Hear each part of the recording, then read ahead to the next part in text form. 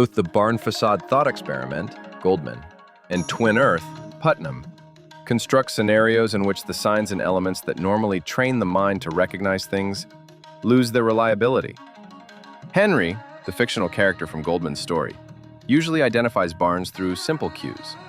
It would therefore seem scandalous that these same cues, triggering the same cognitive mechanisms that make us assert, "This is a barn," or "This is water," could suddenly become unreliable. Goldman imagines a county where fake barns are the norm. If Henry happens to correctly identify the single real barn using his usual methods, that success cannot be repeated. His belief, "This is a barn," becomes true by accident.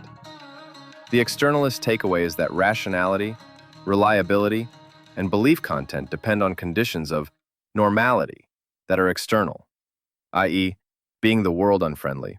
All those three features amount to nothing. In this video, I disagree. My view is that the rationality of belief is a work in progress. It depends less on a perfectly cooperative world and more on the conceptual platforms we build to find orientation, even under abnormal conditions. Rationality, in this sense, is not the mirror of a friendly environment, but the practice of reconstructing coherence when reliability breaks.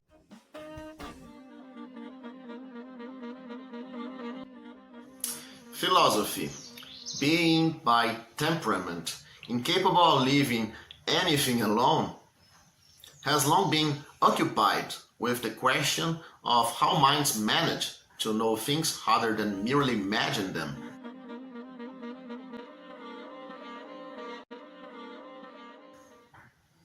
The present work continues this venerable pastime by arguing against 50 years of fashionable externalisms that the mind's failure to guarantee truth is not a scandal, but a feature of its design. The so-called barn facade and twin earth problems, often invoked to prove that cognition depends upon a kindly environment, are here reinterpreted as demonstrations that cognition learns precisely by surviving without one.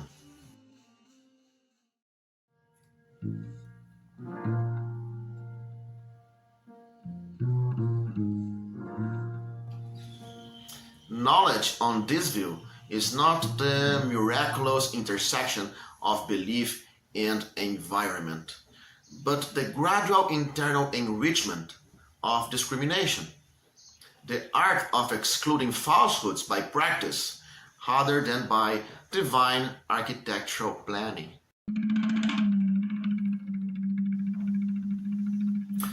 The hostile epistemic conditions of such thought experiments, roads of facades and chemical doubles, are not alien to philosophy but diagnostic of it. They reveal that our so-called internal structure is nothing other than the fossilization of our most reliable victories over illusion, habits of thought that endure because they proved across generations of error to be the most efficient means of surviving falsehood.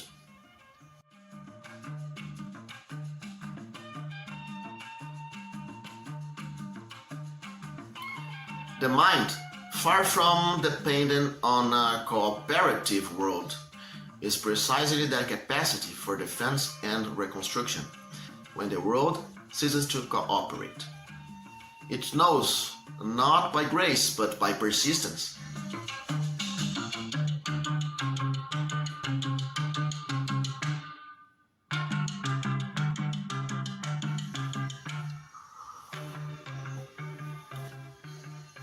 Let's recall how those experiments were supposed to work. Those experiments were meant to show that even our internal victories of learning, the habits of thought we have built over time, those fossilized traces of past successes, would be helpless if the environment stopped cooperating. The externalist campaign was built on the premise that what we call belief is not grounded in any internal recall, no Platonic remembrance of the structures that regularly bring about truth. because even those internal regularities, it is said, could reverse under hostile conditions.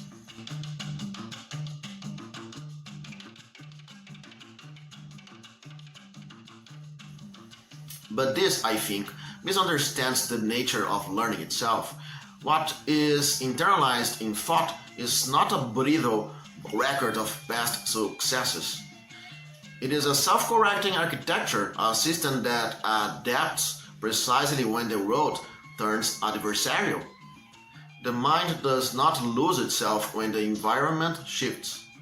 It rediscovers its bearings through the very mechanics that once overcame confusion. So I disagree. The process I call epistemic sedimentation, the way the mind gradually internalizes its best strategies for telling truth from error, does more than preserve old lessons. It creates the very medium where the exclusion of falsehood becomes self-aware. This is a Kantian move. Judgment itself is governed by a stable mechanics of relation, a system of synthesis through which the manifold of experience gains coherence. Our epistemic life, then, is presided over by categories that canonize the victories of learning, turning them into a kind of platform, an evolving paradigm from which new understanding can emerge. What some philosophers mistake for dependence on a friendly world is, in fact, the mind's own capacity to rebuild stability from within, its quiet, relentless power to refine, again and again, the form of resistance that once defeated deception.